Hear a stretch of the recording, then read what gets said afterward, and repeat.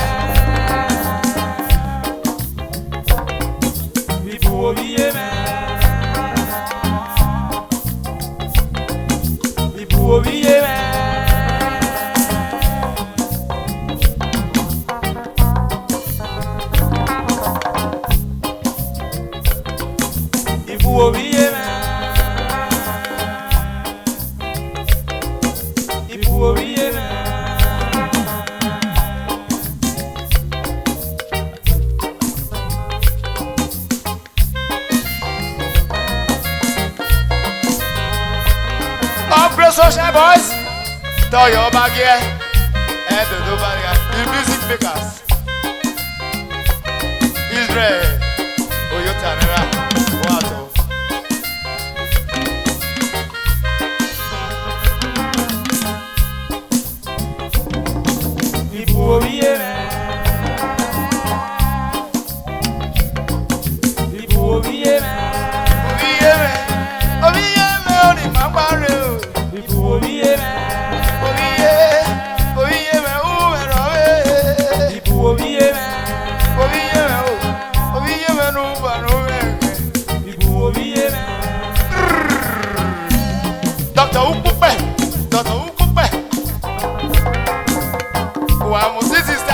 Boys, or great social boys.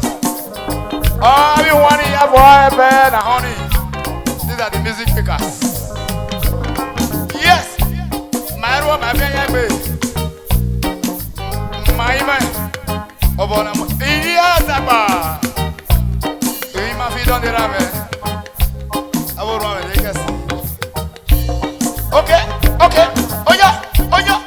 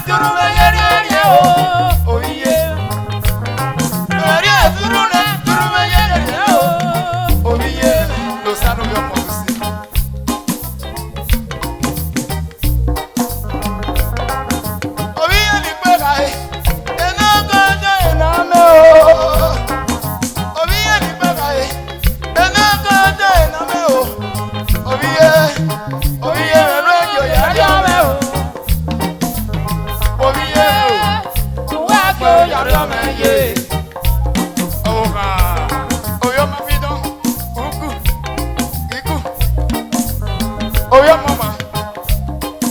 Why do you go Sakawa?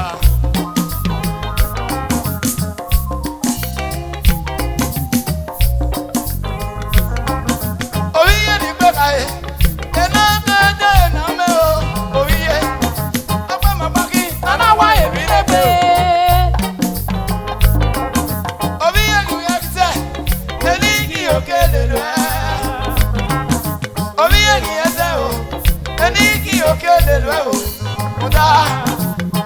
moka sanga sajide obiye Muda. abe moka sanga sajide obiye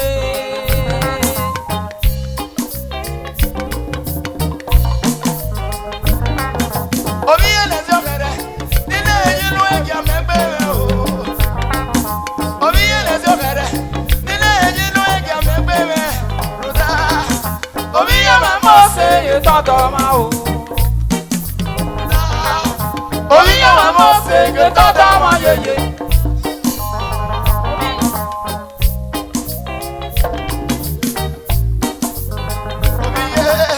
Obiye o. Me obiye me o. Me obiye o. Me obiye me o. Obiye me lo egi oyari ame. ibu obiye me Obiye me la yo moda ore o. ibu obiye me La yo moda ore. Diga yawe o. Erobe. ibu obiye me Erobe la no. ọ̀nà nànà nẹ́pẹ̀ àpè ibu obiye me Obiye me nu erobe o. ibu obiye me Ale o. Obiye Dr. Sunshine. Baba Tango. Basoro. Ana kena.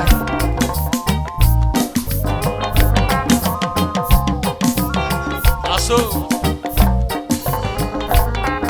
Klami konera. Imo semani ya yebekia. Klami konera. Imo semani ya yebekia. Senior boy, sunshine boy, president yo, ancien boy, c'est Alera Novie. Non si ma papa pe o, Alera Novie. Klami atinera me. Klami komeni yaki ekia. Ena vera eno mama wepe o, uwesi. Sunshine boy, si ena uwedo. Sunshine boy, si ena uwedo. Una kokotu. Ewe waki yo.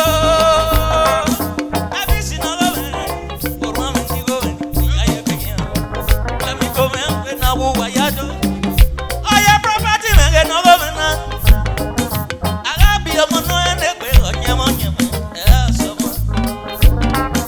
Ibi ye waki yo. Ibi yima wa waki yo. Klami kodera me.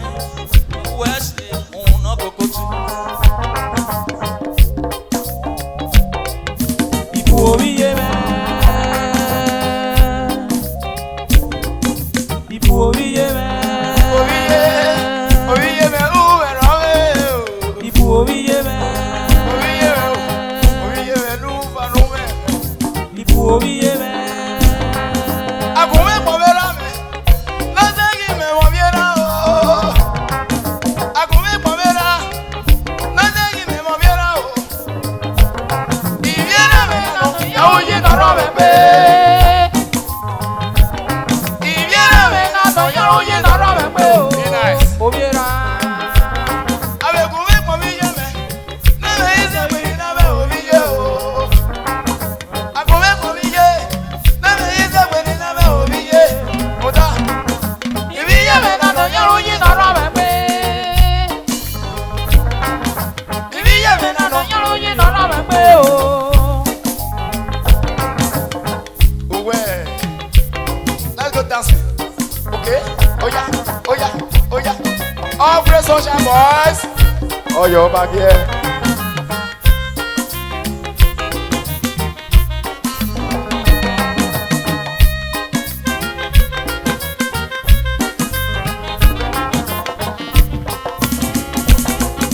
ibu obiye me ibu obiye me ibu obiye me Akume povera me. No segui me moviera o. Muda viene me na no ya oye no robe pe. Ave kume poviye me. No me dice me na me obiye o. Akume poviye. No me dice me na me obiye. Muda. Y viene me na no ya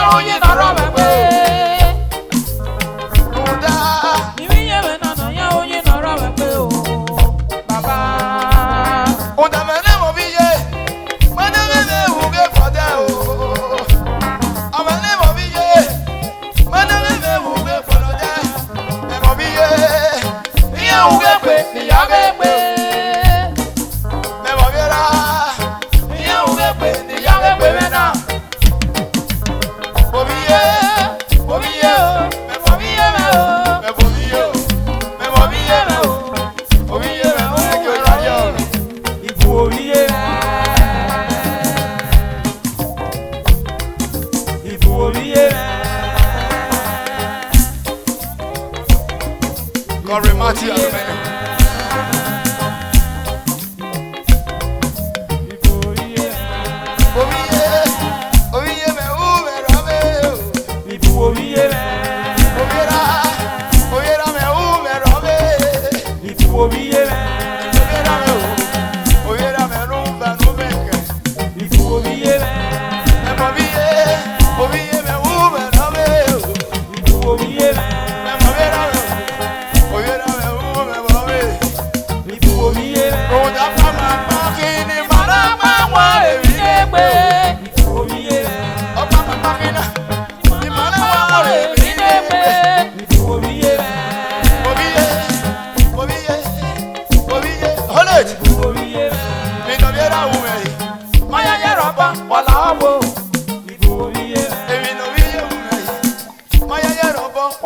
Whoa, whoa, whoa, whoa.